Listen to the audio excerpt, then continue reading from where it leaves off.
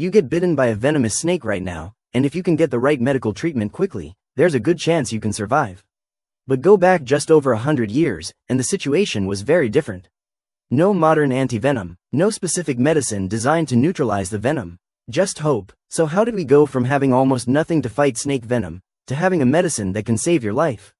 The answer starts with a flood, a village full of cobras, and one scientist who refused to believe that snake bites had to be a death sentence.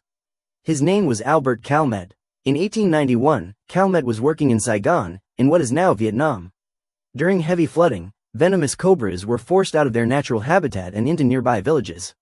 Dozens of people were bitten, and several died. Eventually, 19 captured cobras were sent to Calmette, and instead of seeing them as just dangerous animals, Calmette saw a question that nobody had fully answered yet.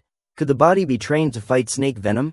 The idea wasn't completely crazy. Scientists were already discovering that the immune system could learn to recognize and fight certain dangerous substances. Think of it like showing a security guard a photo of a criminal. The first time the criminal appears, the guard may not know who they are. But once the guard has seen the photo, they know exactly what to look for. Calmette wondered if the immune system could do something similar with snake venom. And eventually, he discovered the key idea. You don't have to train the person who gets bitten. You can train another animal's immune system first. This is where horses came in. Scientists give carefully controlled, gradually increased doses of venom to healthy animals such as horses. The goal isn't to harm them, it's to give their immune systems time to recognize the venom and produce antibodies against it. Antibodies are basically the body's custom-made defense tools. Imagine snake venom as a lock. The immune system studies that lock and starts making keys designed to fit it. Over time, the animal produces large amounts of antibodies that can recognize and attach to components of the venom. Then, under controlled conditions, blood plasma is collected from the animal. But here's an important part. Doctors don't simply inject that animal blood directly into people. The plasma goes through a long process where the useful antibodies are separated, purified, tested, and turned into a medical product. That final product is called antivenom. So if someone is bitten by a snake, the antivenom brings in antibodies that are already prepared to recognize the venom. It's a little like calling firefighters from another city because your own fire department hasn't had time to arrive yet. Your body doesn't have to start from zero. The antivenom brings in help that is already trained for the job. And Calmette's work changed medicine. By the mid-1890s, therapeutic antivenom against cobra venom was being produced using animals immunized with venom.